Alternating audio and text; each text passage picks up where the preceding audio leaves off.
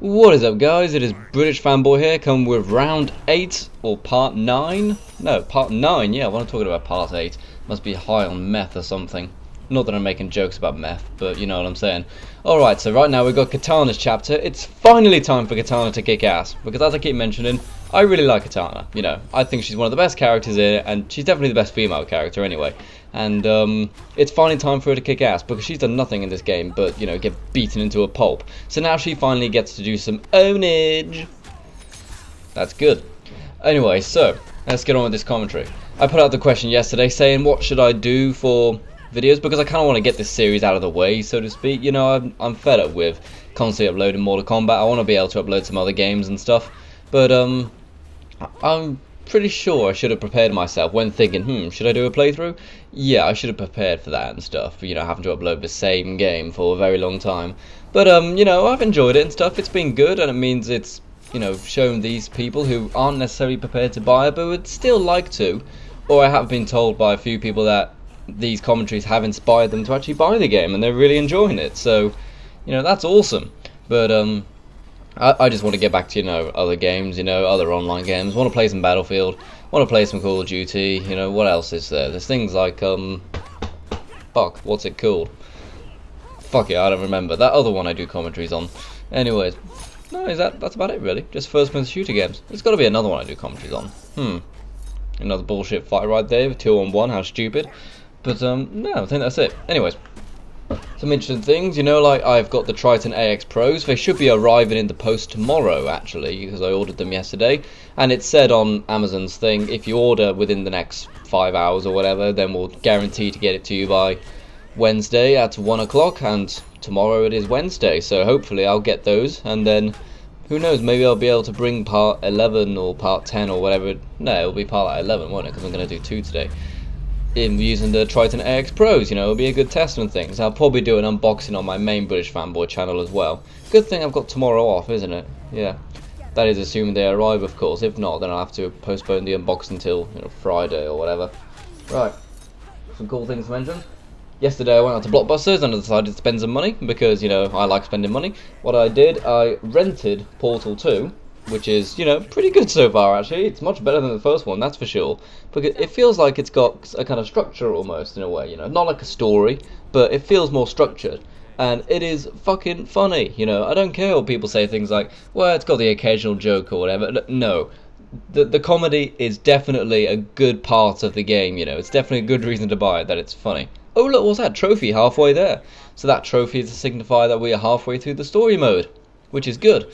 I still need to win the final battle. I haven't played it for a few days, actually, you know, Mortal Kombat, because I tried defeating the final battle once. Well, you know, I tried like 8 times, but in one session, and I didn't do it. But normally, I fail at something and fail and fail and fail. Then I'll try again like the next day, and I'll do it. So I just need to motivate myself to put the disc in, so to speak. Anyways, back to where I was going. I rented Portal 2, I've got that till Saturday, I'm going to play through that. I'm not going to bring commentaries on Portal 2, guys, you know, because one of the main reasons why I got Mortal Kombat is because I want to make commentaries on it.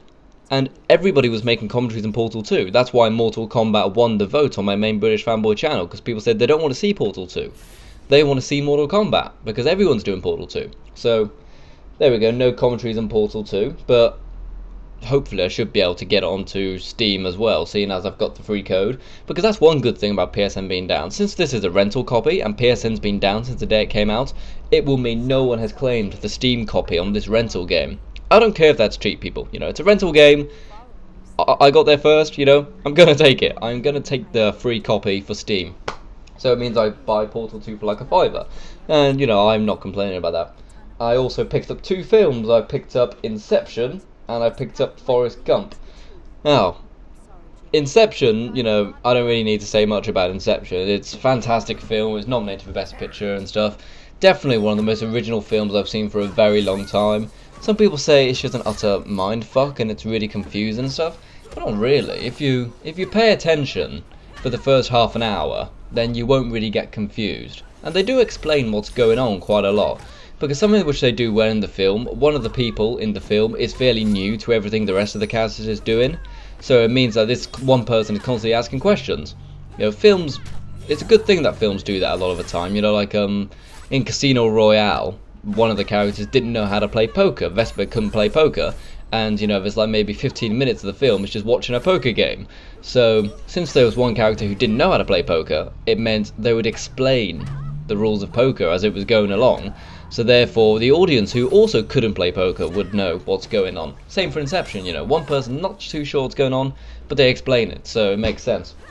And also, Forrest Gump. Forrest Gump is one of the best movies of all time. If any of you don't know what Forrest Gump is, it's a film starring Tom Hanks. He won Best Actor for it.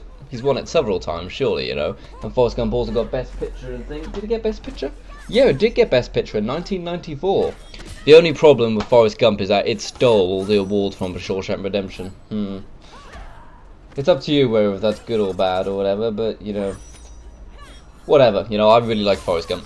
And it's just about Tom Hanks' character, who's called Forrest Gump, and he's a bit simple-minded, he's a little bit slow, he's not stupid, but he's a little bit slow, and he just witnesses so much of American history, and without really realising it, you know, because he's just a bit simple, you know, he doesn't really realise the gravity of a lot of the things which is happening, so it adds a kind of little bright charm to it, you know. Forrest Gump is a very bright character, so therefore all these watching the events of American history just kind of unfold around this one person, it feels like, and it's about him trying to get back to his schoolhood friend Jenny, and oh, it's an amazing film. It's got so many brilliant lines in it.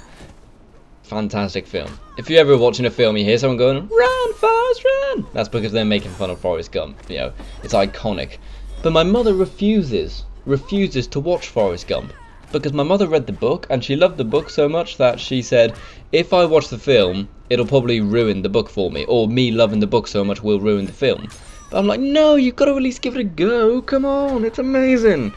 But then again, she does have a very valid point, you know, like, every time I go see Harry Potter or whatever, I'll come out of this theatre thinking, yeah, that was good, I enjoyed that, but there'll always be one person who goes, fucking sucked, hated it, they missed out this bit in the book.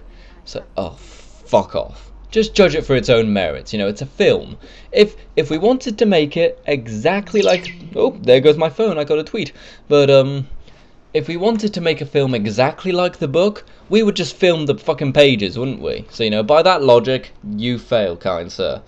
Alright, so someone's written to me on Twitter. There we go. Oh, that's interesting. El Presador responded to me on Twitter. That's interesting. But yeah, El Presador wrote, or Irrelevant for Life is his Twitter. He wrote on Twitter that he will take over the White House and stuff like that, because he's a bit odd like that. And I said, will there be any kind of legal action against campers if you become president? And he said it'll have to be brought up in front of the House of Representatives, which, you know, would probably make sense. And if I'm totally honest, I imagine the House of Representatives would allow you to persecute campers, you know? Oh, fuck, look at that, that's Meliena right in there. See, that's why she wears the masks. And, yeah, the thing about Mortal Kombat is that so many people are saying, oh, I totally do Meliena. Well, oh no, that's Meliena right there. You know, they're like clones and stuff in the flesh pits. You know, they say, I totally do Meliena, but then that sentence is always followed by, but I wouldn't want her to give me a blowjob. For that reason, look at her face, you know, she's got sharper teeth than jaws. You know, but it's just her body and stuff like that. Look what she's wearing. She's basically wearing, you know, some thread. Oh, she's fucking scary, you know, she's creepy, Meliena. You know, I remember when I was playing the demo, I quite liked playing as Meliena. She was quite fast and stuff, but now I've got the actual game, there are faster characters and stuff, so I don't really like her anymore, you know. Really don't. And Kitana's still the best. Yeah, Kitana's awesome. Yes, even though I don't really like playing as Kitana. It's a shame. Why are the best characters really rubbish to play as? You know, like Scorpion could be better. He's good, but could be better. Like, people like Jax and stuff, who I don't really like, are actually very good because they do so much damage and stuff. But then there's Reptile. No one likes Reptile. Some people have been asking in comments they want some ladder commentaries and stuff. Well, I want to at least get the story mode done before I start doing other commentaries on Mortal Kombat, you know. I want to finish the story mode, then maybe I'll upload some Call of Duty and some Battlefield and maybe some other PC games I've got. You know, I've got, could do a Max Payne one, that'd be quite cool, a Max Payne 2 commentary. Not a playthrough, fuck off, I'm not doing any more playthroughs for a long, long time.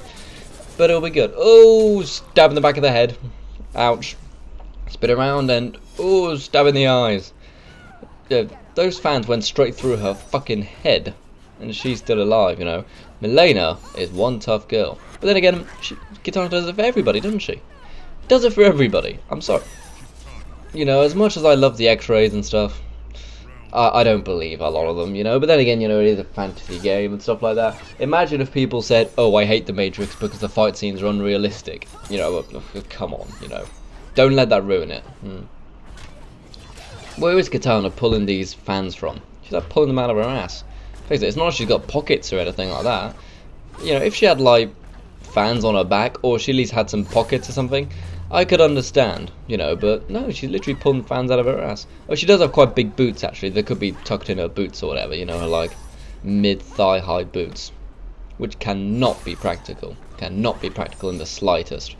But anyways, you know, I'm sure that a lot of these characters, as I keep mentioning, are not focused on practicality. They just want to look cool. You know, especially characters, things like, you know, characters like Scorpion and stuff like that, you know, they got lots of armor on and stuff like that. They're quite clearly fighters. But then you got people like Kitanna or whatever, and you know, Shao Kahn's obviously just said, you wear that, daughter, you wear that clothes. Like, why? You know, I'm cold. Like, shut up, you must look nice for the audience. Dear oh dear. Poor Shao Kahn. Not poor Shao Kahn, poor Kitanna. Fucking hate Shao Kahn. And here we go, gotta fight Shang Tsung now. You know, this game's got a few complicated names though. You know, like, fucking what's it called? Shang Tsung, Liu Kang, Shao Kahn, you know, odd names, you know. A lot of STs and TSs and stuff like that, you know. That's just something which, you know, Mortal Kombat does, I suppose. Yeah, but I don't know what to think of Shang Tsung, you know, like, he's a bastard in the game and stuff. But I imagine he's quite good to play, as I actually never played a game as Shang Tsung, you know. Maybe I should pop on the ladder mode and stuff and see what it's like playing as Shang Tsung. Because I've already decided when PSN's back online, which should be today, that I will, you know, give some of the online of Mortal Kombat a go, and I'll see what that's like. Maybe because I've decided that I will also, rather than say, just play the game a lot and get quite good, I would rather just pick one fighter and become really good with this one character, you know. So far, it looks like probably Raiden's gonna be my best character, you know. I know most of Raiden's moves, I know his combos and stuff like that, so I'll probably end up playing online mostly as Raiden. But then again, you know, you learn and you get new characters and stuff like that, so who knows, let's see what happens. Alright, there we go, that's the final battle of Kitanna's chapter done. So we just got a few more minutes of cutscene, which you probably can't even hear probably, and then we're going to move on to the next chapter, which is Jade, I believe. Jade's chapter, you know, we're getting all the women out of the way. Don't know why you do that, but anyway. So basically, Kitanna has gone into those flesh pits, and she's not allowed to go in there, strictly speaking.